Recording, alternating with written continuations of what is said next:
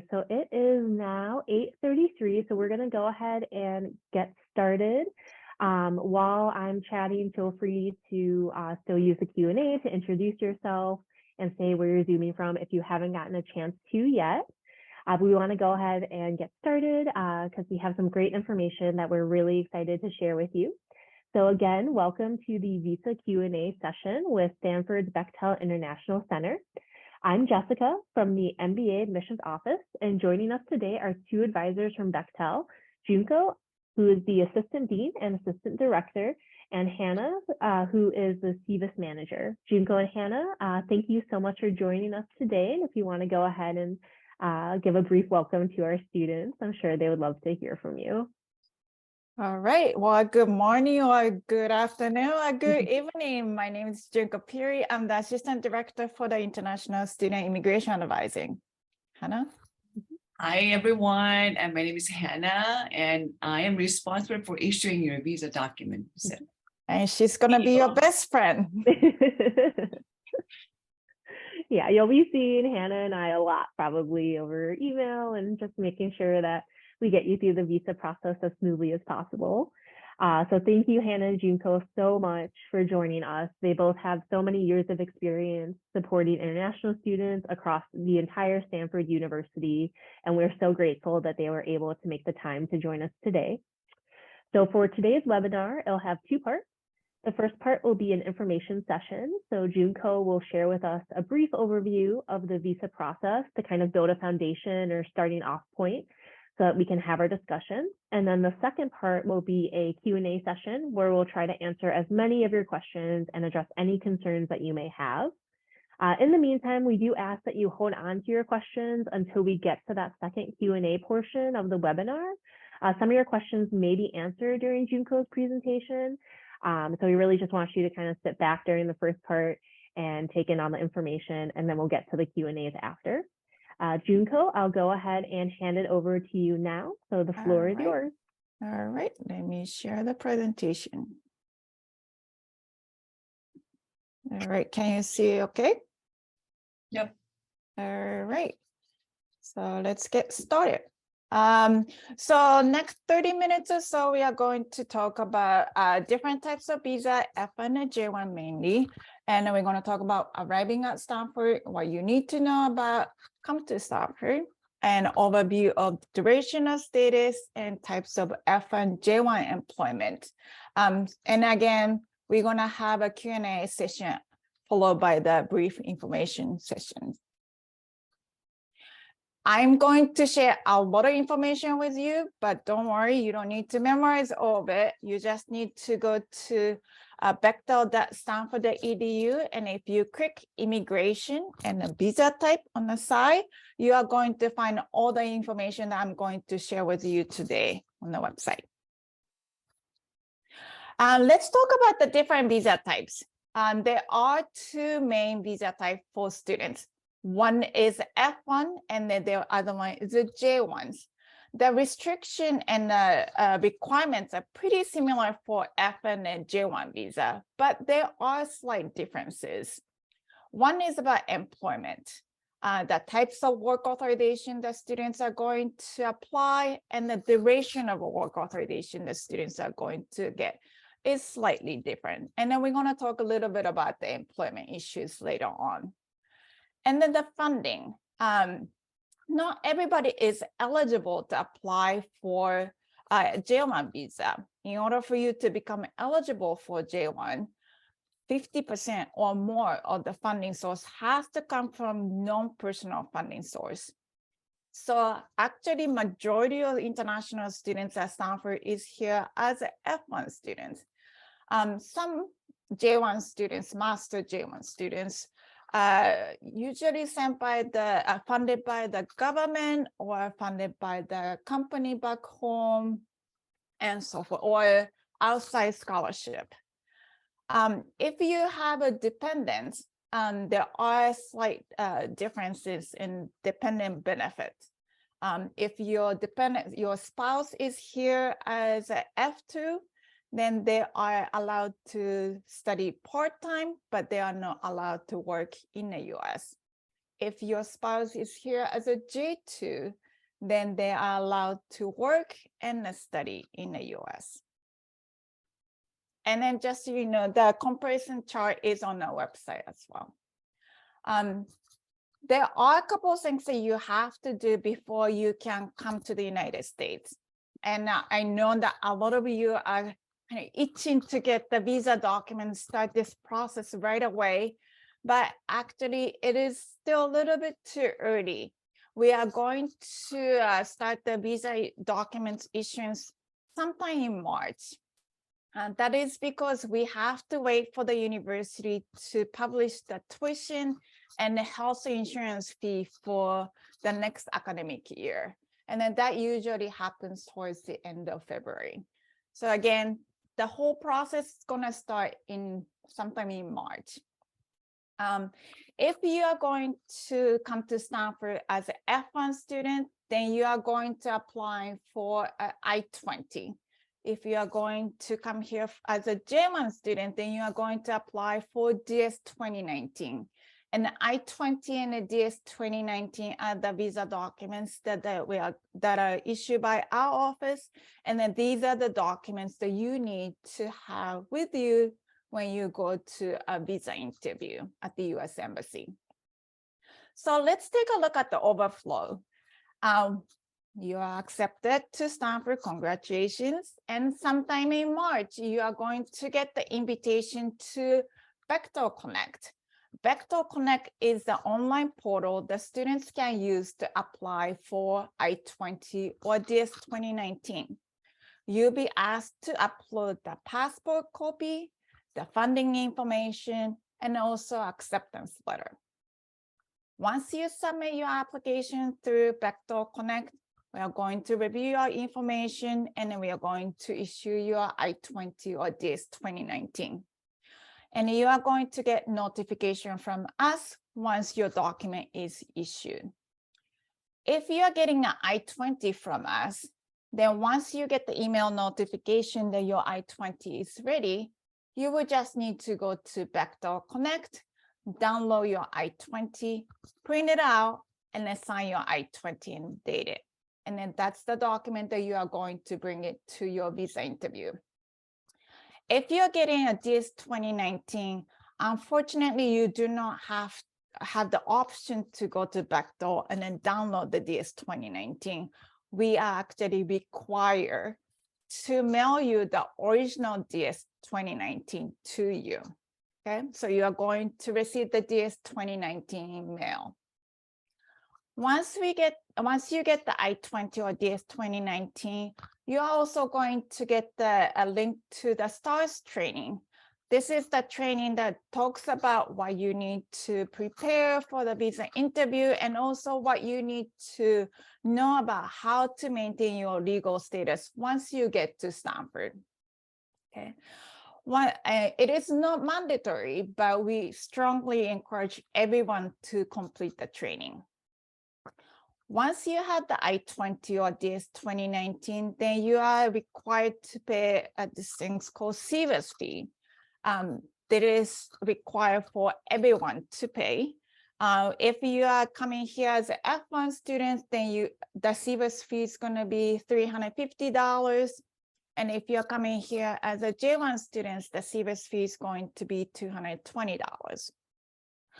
Once you pay the CVIS fee and have the I-20 and DS 2019, then you can go ahead and make an appointment at the US Embassy.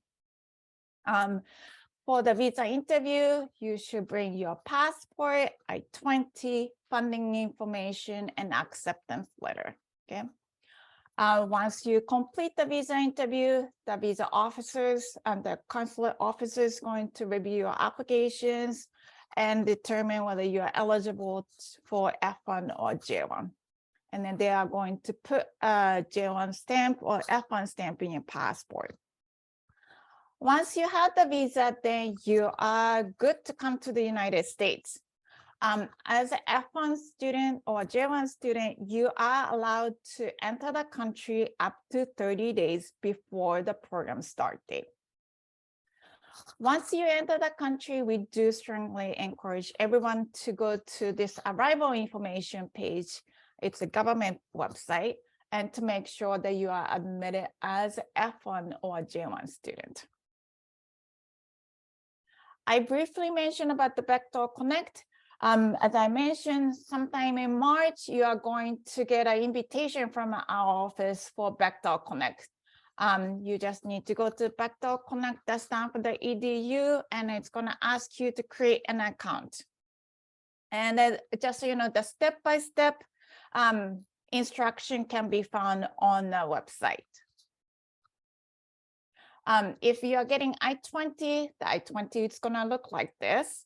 And for J1 students, you're getting the DS 2019, which looks like this. Once you have the documents, it is really important that you check all the information is correct, not just the spelling of your name, birthday, country of citizenship, but also the academic information. And if there is an error, please reach out to us immediately. If you are not Canadian, then everybody is required to go to a US Embassy and apply for a visa. If you are Canadian, then you are exempt from the visa requirements. So you still have to go through the port of entry and then present all the documentation, but you do not need to make an appointment at the US Embassy in Canada and then go through the process. But like I said, unless you're Canadian, everybody will be required to make an appointment at the US Embassy and go through the visa interview process. Once you get the visa in your passport, again, it is really important to check all the information is accurate and also the visa type is correct. Once you have all the documents, then you have to get ready to come to the US, right? To enter the US, you will be required to have a valid passport, ideally valid for at least 6 months past the program end date, unless your home country has a passport agreement with the US. You also have to have an F1 and J1 visa, unless you're Canadian, I-20 and DS 2019. Again, for F1 students, I know you can get the soft copy of I-20, but you would need to print it out and sign it and date it at the port of to present at the port of entry. We also recommend that you have a proof of funding. Can be a bank statement, can be a letter of offer letter for a scholarship, or the bank statement of a family member who is going to be supporting you. We also recommend you to have an acceptance letter with you. So these are the documents that you have to have with you. So don't put it in your suitcase. You have to have it in your bag so that you can present it at the port of entry. And as I mentioned earlier, as a F1 or J1 students, you are allowed to enter the country as a F1 or J1 students up to 30 days before the program start date.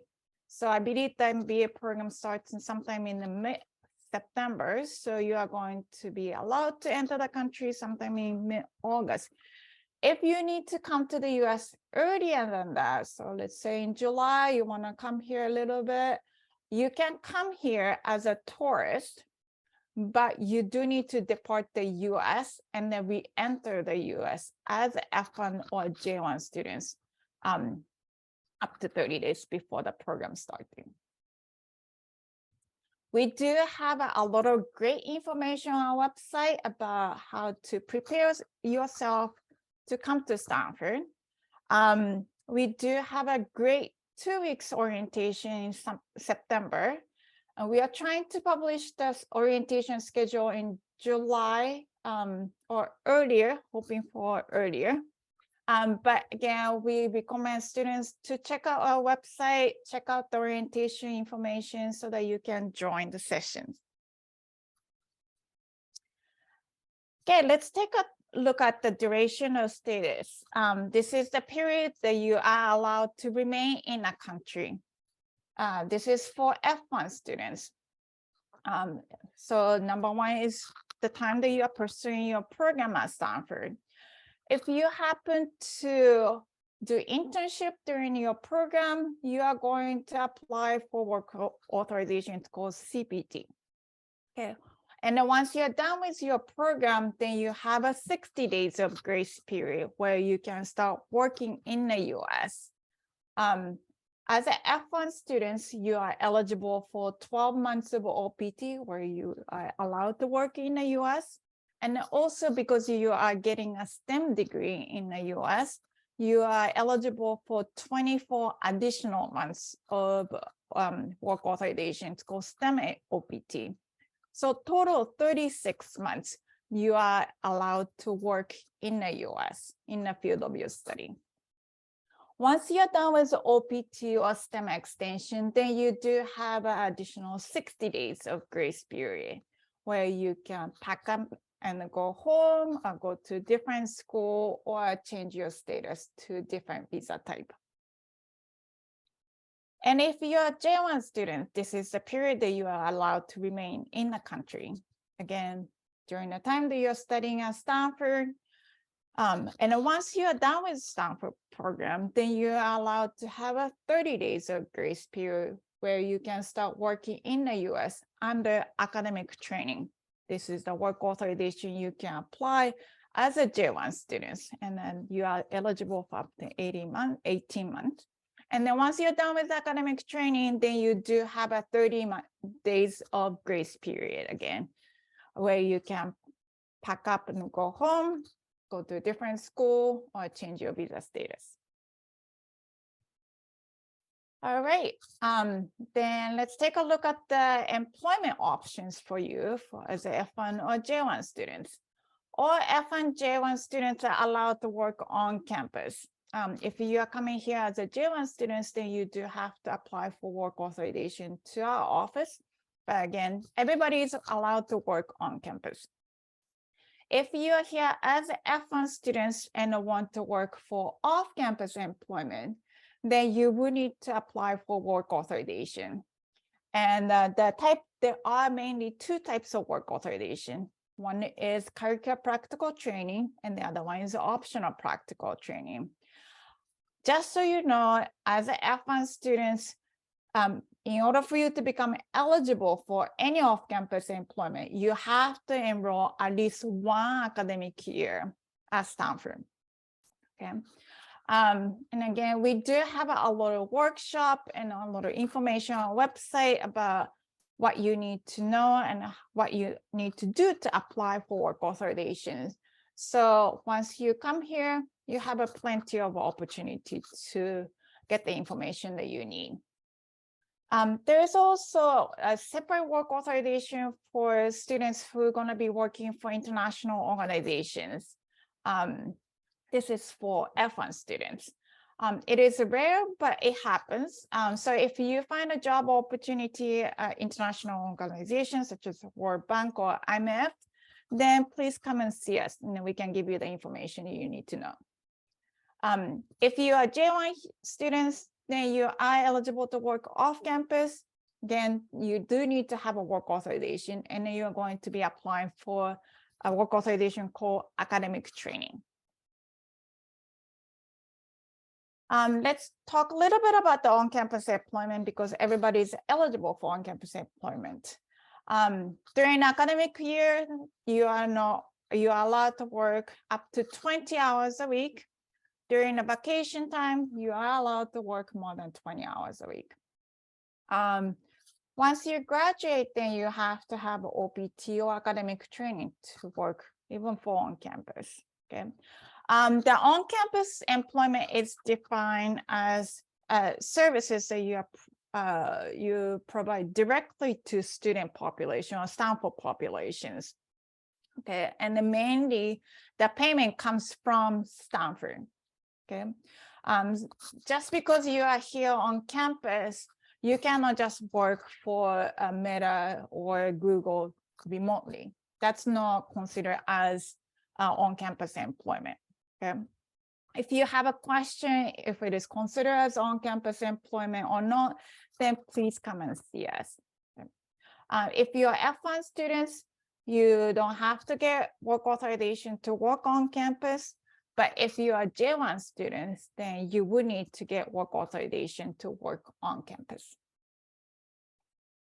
And I just wanted to share some links with you that it is really helpful information for all the newly admitted students. So please go ahead and check it out. If you have questions, you can certainly email us. There is an email address on the bottom, but just be aware that that email address is currently not active. It's going to be active starting sometime in February. If you have any questions about I-20 DS 2019 or the visa process, then you can certainly use the email address to ask questions.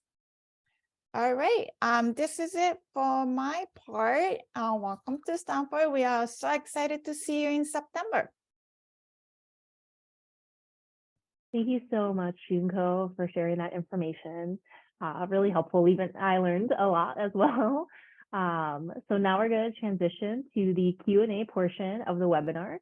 So please go ahead and use the Q&A function to ask any questions that you may have. You'll also be able to upvote questions that other attendees are asking if it's something that you are also interested in learning about, and we're going to get through as many questions as we can. I also wanted to note that we did put a lot of different links in the chat. The links that Junko just shared in her presentation, as well as some others that may be helpful. So you can find that information there. But go ahead and just feel free to use the Q&A function.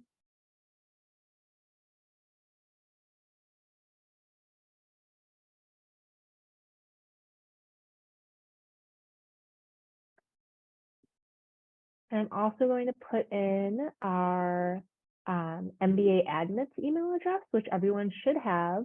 But if you have a question that about, let's say, like financial aid and how that impacts anything, or you want to ask a question before the new international grad email address is activated, you can go ahead and email us at that new admits email address. Perfect. Okay, so we have our first question. So the question is, if I do an internship having a J1 visa, will the academic training time after graduation be 15 months or still 18 months? So the academic training is available for 18 months for the duration of J1 status. So if you are going to use 3 months out of 18 months for internship during the summer, then you're going to have 15 months left after graduation. Great, thank you. And then our second question, if I have a startup post-graduation, how would the visa situation work then? Yeah, great question. The F1 students are eligible to apply for post-completion OPT after graduation, and then that will allow you to start your own company. You can be self-employed during a post-completion OPT. There are some restrictions for STEM extension, but we can talk about that once you get here.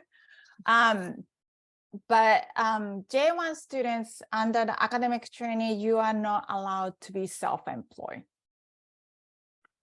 Great, thank you, Junko.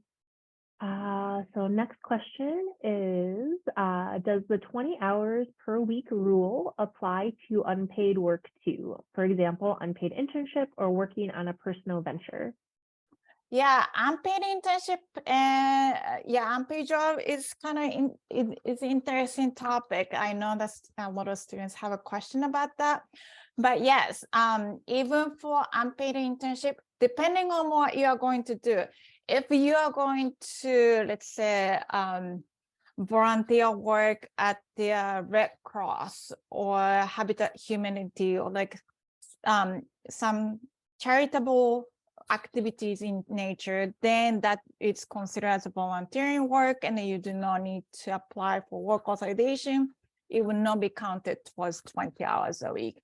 But 20 hours a week at a startup or doing your own company, then yes, that will be counted towards the 20 hours a week, and then you will be required to have work authorization.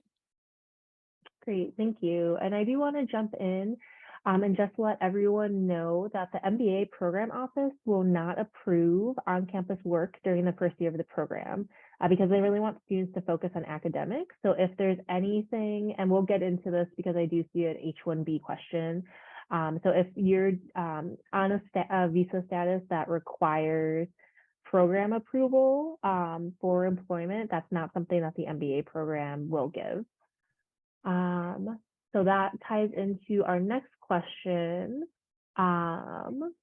which is one that I think I'll start off with and then throw it over to Hannah and Junko if they want to add. So asking, does the international office offer help and or guidance about the situation about my current visa in the US, for example, H-1B? What's the best way to get connected and get more help?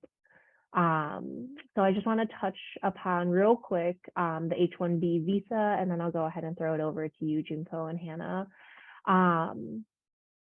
So if you have H-1B sponsorship, we first encourage you to connect with your immigration attorney and employer and confirm that they are okay with you enrolling in a full-time program for your MBA.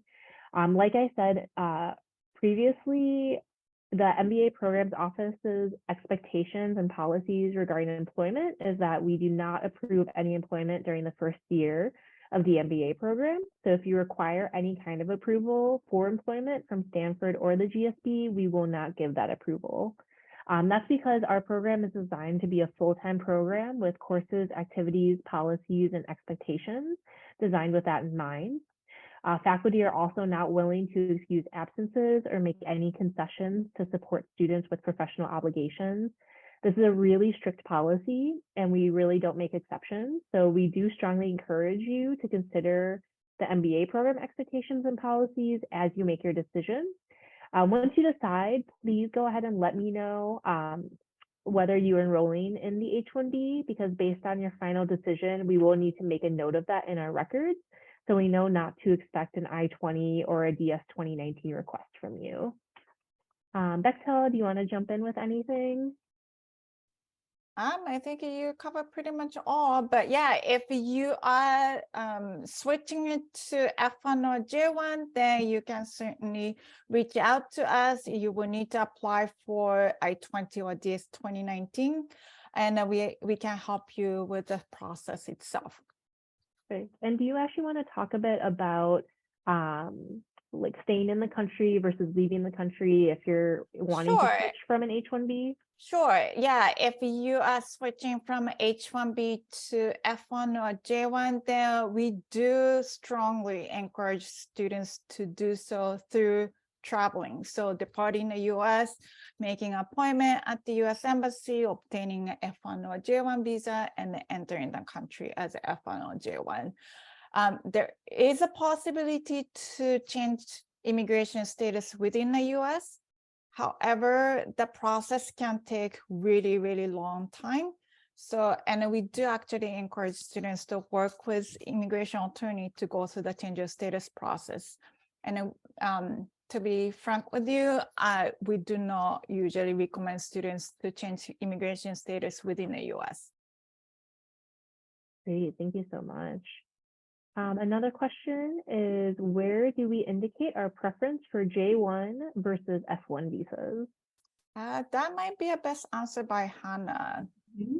So as Junko explained in her presentation, you will receive an invitation via email. And once you log into our portal through the invitation email, you will get to an application. And in the application, you will find that the question, the field about the visa type. So you can choose either F1 or J1 there. Hey, thank you.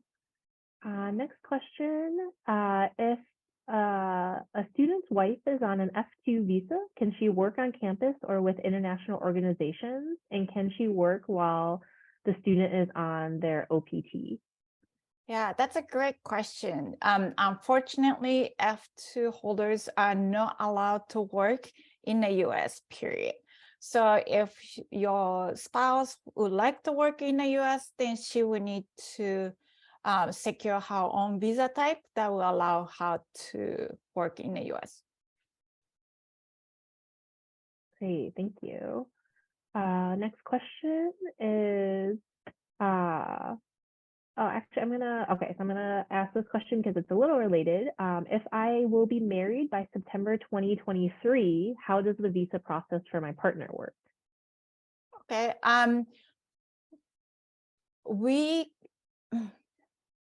you can request for visa documents if you're going to be married, for sure. You do not have to be married, legally married at the time of the application for I-20 or DS 2019. However, by the time that you and your partner will go for a visa interview, you have to be able to show a marriage certificate. But you can go ahead and submit the request for your dependents while you're submitting the I-20 or DS 2019 request form. Great, thank you. Next question is, are there any requirements on money made from investments overseas? I hold a variety of stocks and will likely have capital appreciation over the 2 years. I'm not quite sure what you mean by any requirements. F1 students or J1 students are allowed to have passive income, so you can own stocks. That it is not a problem. Great, thank you. Okay. Let's see. Okay, I think we're caught up for now, but go ahead and keep using the Q&A for any questions that might come up. I did want to talk a little bit about how financial aid is factored into the visa process, because that's something that will be, you'll be working closely with the MBA admissions office and our financial aid office. For round 1 students, if you submitted your financial aid application by January 2nd, you will receive your estimated financial aid award letter by January 27th, so tomorrow. This is going to be an estimated award letter because the cost of attendance will not be finalized until March. So the estimated award letter could include GSB fellowships, student contributions, or international student loans. These are funding sources that you can use for your visa process. So for example, if you're eligible for a GSB fellowship, you can list that as a funding source. You could also list your international student loans as a funding source when you fill out your I-20 or your DS 2019 request form. This does not mean that you're obligated to take that amount of student loans, but just that you're eligible to borrow up to that amount. So these are all sources that you can present to Bechtel as funding sources for your visa application. If you haven't applied for financial aid yet, we still really encourage you to do so. Just at this point, it's a rolling review process, so it may take 3 to 4 weeks to get your estimated financial award letter. But you can complete your I-20 request form when you receive that estimated financial award, when you receive your final financial aid award letter in March when we calculate the cost of attendance. Let's see, we have so we have a quick follow-up question. So can the spouse of F1 work during the OPT period with an F2? Unfortunately not. Go. Thank you for answering that. And then, but then what about for a J1 visa? Right. So your spouse is here as a J2, then he or she can apply for work authorization. And then once he or she has a work authorization, then they're allowed to work in the US. Great. Thank you. So yeah, F2 dependents cannot work in the US, but then J2 dependents could. So you're welcome if anyone has more questions about that. We did include the links that kind of talk about the differences between F1 and J1. A piece of that as well is going to be the funding, how you get funded. So for the F1 visa, you just need to demonstrate funding for the first academic year of the program, so the first 9 months of the program, which is about $125,000. for single students and about 150,000 for married students. That's based off the cost of attendance for this current year. So we'll have the numbers for next year available in March. Funding for the J1 is different. So you need to show funding for the full program. So that would be both years plus the summer in between. So that total cost for a single student would be about $262,000.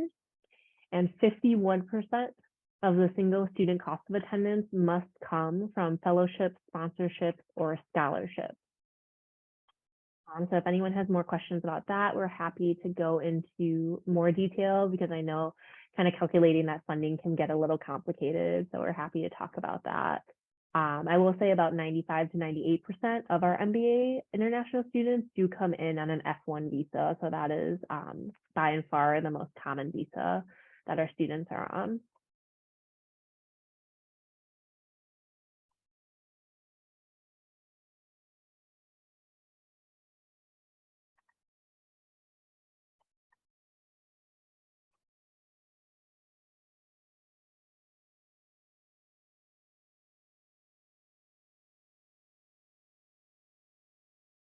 We'll give everyone another, we'll give everyone another couple minutes just in case you're thinking about anything.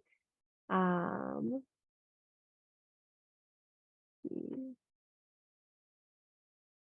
then Junko and Hannah, do you have any just general advice that you would want to share with our students about the visa process? Anything that gets asked really frequently, or students kind of come to you and say it's something that they wish they would have known, or something that you want our students to know ahead of time?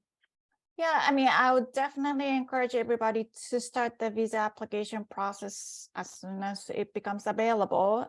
Make sure that you have all the documents ready so that as soon as Bechtel Connect opens, then you can go ahead and submit the request. Again, Hannah is going to be dealing with a lot of newly admitted students. So it might take some time for our office to process I-20 or DS 2019. But it is, again, really important for you to submit the request as soon as possible for you.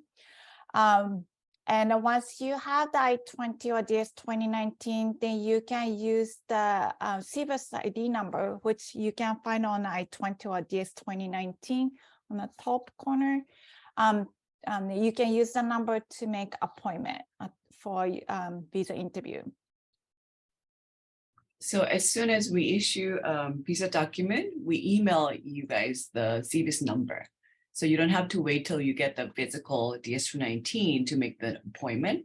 You just have the email and then you pay for the CVIS number and make the visa appointment. Great, yeah, and that's make sure that if you, I mean, for all students, but especially students who are applying for the DS 2019, that we have your updated mailing address. Just because that's, even though you'll have the CVIS number through email, you'll still need that physical form. We do have a question. I think this will be for Hannah. Can we make a US visa appointment without an I-20 to fast track the process and make sure we get it in time? You do need a visa, the I-20 or DS 2019 to make appointment. Yes. Yeah, and unfortunately, we can't get the I-20 to you early because we will need the cost of attendance for next year. But having it in March and being able to kick off the process there should give you... It should be plenty of time. Mm-hmm. Yeah. And also, don't worry, once you submit your application, our office processes your application pretty quickly. So it takes only a couple of days. I mean, 5 to 10 days. But yeah, we'll process your application quickly. Yeah, and if you are coming here as an F1 students, then you don't have to wait for the actual document to be mailed. You can just go to Bechtel Connect and download it. So the process itself is pretty quick. And make sure to print it though. Yeah, exactly. When you come to the US. Perfect, thank you. And then the question is, can I apply for my visa and then some months after add a dependent, or should we apply at the same time? It is best if you can apply at the same time, but yeah, but it is possible to add dependent later on.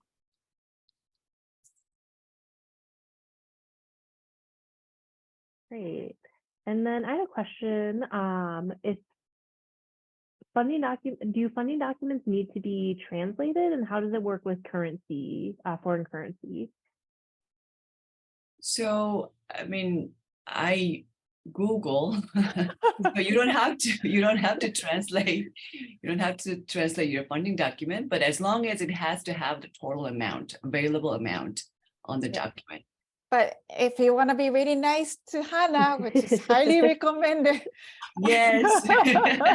Thank I you. would definitely have documents in English, and if you have the conversion listed on the documents to a US dollar, that's gonna help Hannah tremendously, and Yes. you're gonna get your documents quicker that way.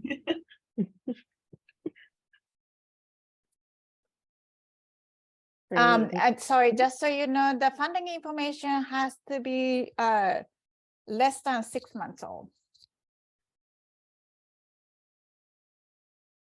6 months from when they apply for Submit the I-20? application, yeah. Got it. Perfect. And if your family members are supporting you, then definitely we need to have a supporting letter from your family members. Along with their bank account documents? Yes. Yep. Okay, great.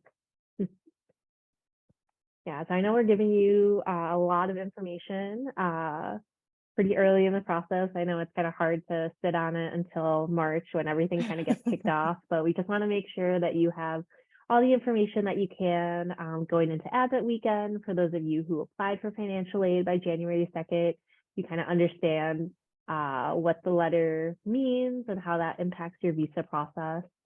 And then we'll have plenty of time once March comes around.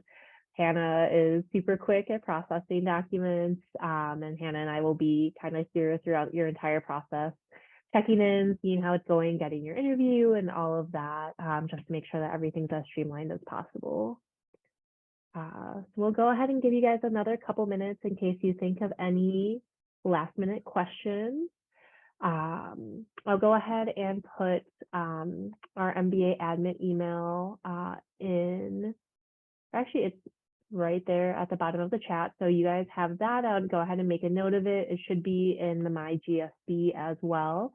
If you guys think of anything, as well as our visa page in My GSB portal, it has a ton of really good information. So between that and the Bechtel website, really all the information that we covered is going to be found there as well. And then let's see, another question. Are there things other than the visa that as international students we need to bear in mind or take action for? Good question.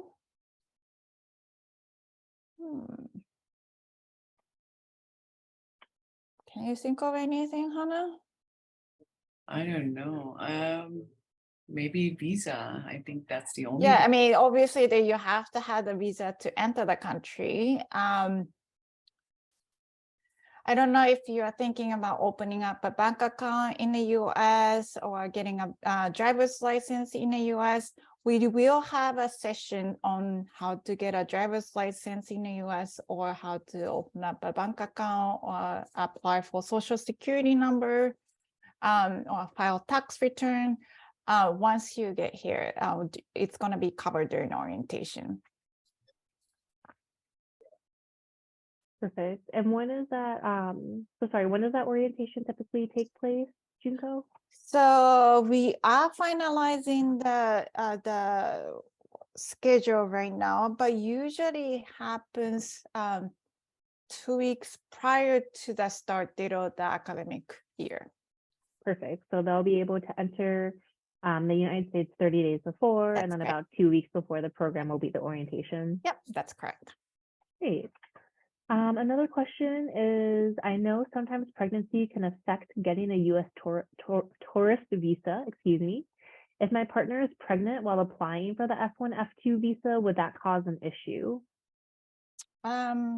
It should not cause an issue, but it will cause an issue if you, just so you know, F1 and J1 are non-immigrant intent visa. So you cannot have an intention to immigrate to the US And if you indicate that you have an intention to immigrate to the US during the interview, then your visa application is going to be most likely denied. So just be careful. But being pregnant itself, it's not going to be a problem. That's a great point. Thank you for emphasizing that, because that's something that we've encountered in the past with a couple of our students. And is that something that for the pregnancy that the partner would disclose kind of during the application or the visa process? You don't have to volunteer any information, but if you are asked a question directly, then do not lie and just be honest and answer the question. Great.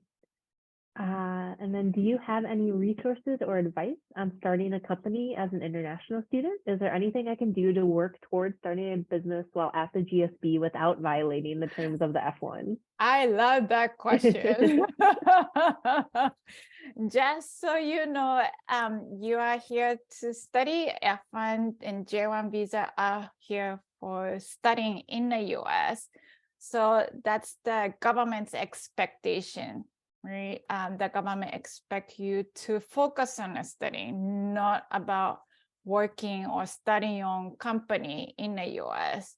So there are a lot of restrictions about starting your own company as F1 or J1 students. But we do time to time invite immigration attorney to come and talk to students about what are the options after your study at Stanford and different visa type that you can explore to work in the US. Yeah, and I would say from the MBA program side of things, once you arrive, you're going to have the support from our Career Management Center, so the CMC, for additional guidance, because we know a lot of our international students have these same types of goals, and we obviously want to support you within what we can do within your visa status. That's a great question.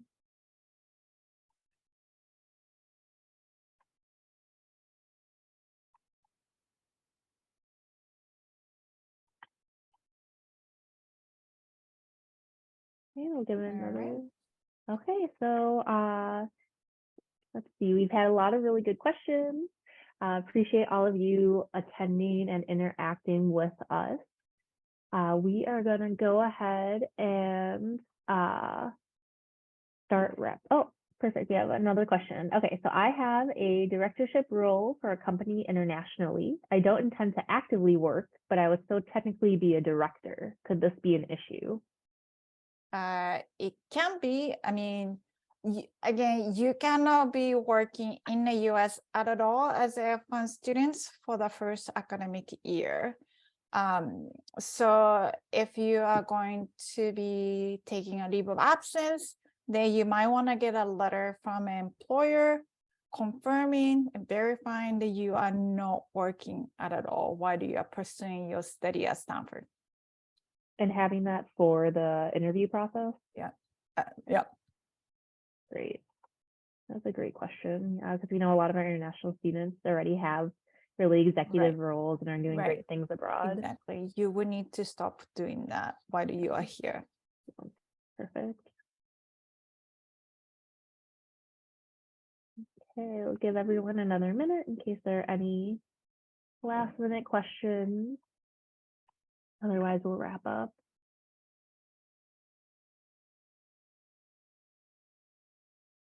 Yeah, I know a lot of students will have questions about employment, but as I mentioned, we do have workshop throughout the academic year, and the students are encouraged to attend so that they can ask questions. I mean, we are here to help you. Definitely. Okay, so let's see. Okay. So thank you both, Hannah and Junko, so much for joining us, and thank you, all of our admins for joining us today. Congratulations on your admissions to the Stanford MBA program. We're very much looking forward to welcoming you to campus in a few months. We know that time's just going to fly by. Junko and Hannah, thank you so much for sharing your expertise with us today. If there's anything that you want to say in closing, feel free to go ahead, take the floor. Okay, look forward to see you guys, and then don't hesitate to contact me at the email address if you have any question. Yeah, and we are so looking forward to meeting you in person. Great, thank you so much. So I know we're fast approaching Admit Weekend, so we look forward to seeing you in person or virtually in another couple of days. For those in a time zone close to California, we hope you have a wonderful day. And for those of you heading into the evening, we wish you a good night. Thank you so much for coming and take care.